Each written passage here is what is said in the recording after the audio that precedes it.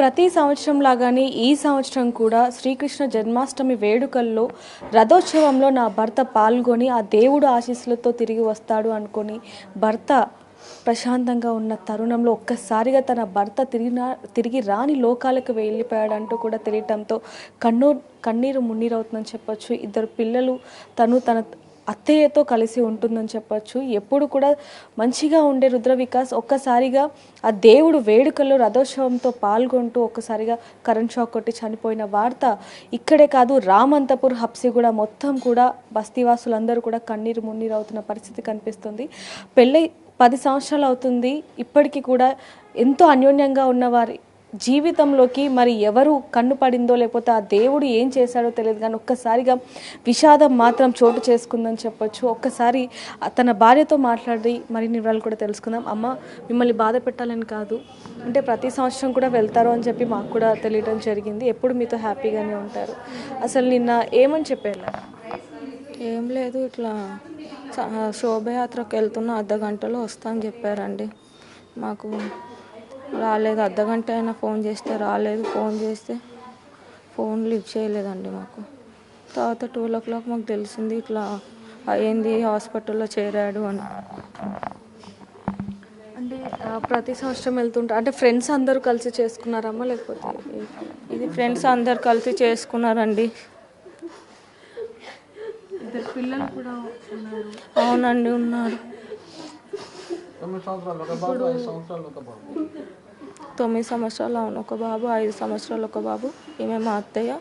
మాకు మా అత్తయ్యకి ఒక్క ఆయనని, నేను వాళ్ళ మిస్సెస్ని. నా పేరు రుద్ర సరిత.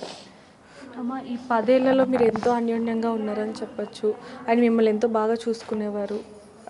అసలు ఏం చెప్తారు? అంటే ఇలా ఒక కుటుంబంలోనే కాదు, దాదాపుగా 6-7 కుటుంబంలో ఇలా విషాదం అనేది చోటు చేసుకోవడం చాలా బాధాకరం అని చెప్పచ్చు.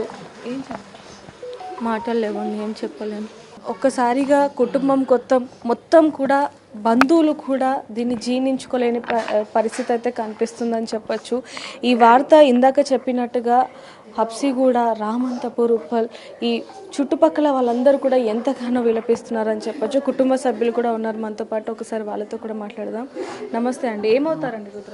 పెద్ద నాన్ననైతే రుద్ర భాస్కర్ నా పేరు. ఏమన్నా మాట్లాడే వాళ్ళం మీతో? ఏమైనా మాట్లాడారా ఈ కృష్ణాష్టమికి సంబంధించి? కానీ ఏమన్నా 2 days కింద ఫోన్ చేసి మాట్లాడాడు. మామూలుగా మాట్లాడుకున్నాము. మాట్లాడుతున్నాం 2 daysకి ఒకసారి 3 weeksకి మాట్లాడుకుంటాం. మేము మాట్లాడుకుంటామండి. ఉన్న 2 days బిఫోరే ఫోన్ చేసి మాట్లాడినాను. ఏం మాట్లాడారు? అంటే మామూలుగా బిజినెస్ ఎట్లా ఉంది, ఏంటి, ఎలా ఉన్నాం, అది ఇదని మాట్లాడుకున్నాము అంతే. కొన్ని పనులు. ఎవరు? బిజినెస్, స్టీల్ బిజినెస్ అండి. అంటే ఇదంతా ఇప్పుడు ఇంత దారుణమైన పరిస్థితి రావడానికి గల కారణం ఏంటంటారు? అంటే వర్షం రావటమా, లేకపోతే రోడ్డు మీద వైర్లు ఆ విధంగా ఏలాడటమా, లేకపోతే ఏమంటారు? ఎలక్ట్రిసిటీ డిపార్ట్మెంట్ వాళ్ళు కరెక్ట్గా చేయాలి కదండి. ఏదైనా కానీ చేసి ఇప్పుడు వాళ్ళు శోభయాత్ర తీసుకున్నప్పుడు కొంచెం కేర్ తీసుకోవాలి కదా ఎలక్ట్రిసిటీ డిపార్ట్మెంట్ వాళ్ళు. తీసుకోలేదని మేము భావిస్తున్నాము. సో మీరేం చెప్తారండి? అంటే ఈ ఘటన చోటు చేసుకోవడానికి మూల కారణం ఏంటంటే? అంటే గవర్నమెంట్లో ఉన్న అన్ని డిపార్ట్మెంట్స్ వాళ్ళు సక్రమంగా పనిచేస్తే ఇట్లాంటివన్నీ జరిగాయి కదండి. ఇది ఒక్కరు తప్పు అనటానికి ఏం లేదు కదా. సో అంటే మీరేమవుతారండి రుద్ర వికాస్ గారు? నేను వాళ్ళ భావన. అంటే వెళ్ళేటప్పుడు ఏమన్నా చెప్పారా? అంటే ఈ విధంగా వెళ్తున్నాను, నేను కొంత సమయంలో వచ్చేస్తాను. వెళ్ళి ఇంటికి వెళ్ళేసి వస్తామని చెప్పి వెళ్ళిన అంతే. అంటే ఒకే నిమిషాల్లో జరిగిపోయిందని చెప్పొచ్చు. మొత్తం కూడా అక్కడ పండగ వాతావరణం నెలకొనింది. అందరూ కూడా హ్యాపీగా రథోత్సవంలో పాల్గొంటూ ఉన్నారు. ఒక్కసారిగా మృత్యువు అంతమందిని వెంటాడిందని చెప్పొచ్చు. సో ఏం చెప్తారు? ఒకేసారి 6 మంది కుటుంబంలో ఇలా విషాదం చూడచ్చు. అది దురదృష్టము. అది ఈ ఫ్యామిలీకి ఇట్లా జరిగింది అంతే. ఇక అది ఇది జరగద్దు అంటే ఇంకా ముందు జరగద్దంటే రేపు వినాయక చవితి ఉంది. మరి గవర్నమెంట్ అధికారులు మరి అన్నీ చూసుకోవాలి. విగ్రహాల హైట్లు ఏంది, ఇదేంది, ఇంత జనాభా తిరుగుతున్నారు. ఇది ఒక red flag. There is next 2 weeksలో కనీసం వేరే ఫ్యామిలీస్ అన్న సంతోషంగా ఉంటే.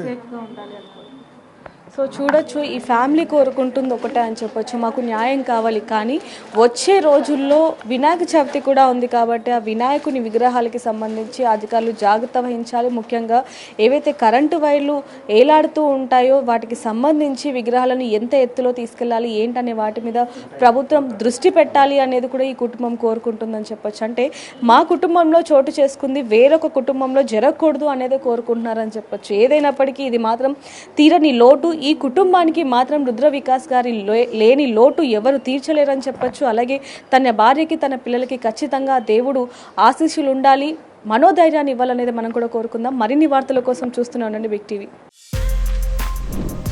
For more videos like this, subscribe Big TV channel.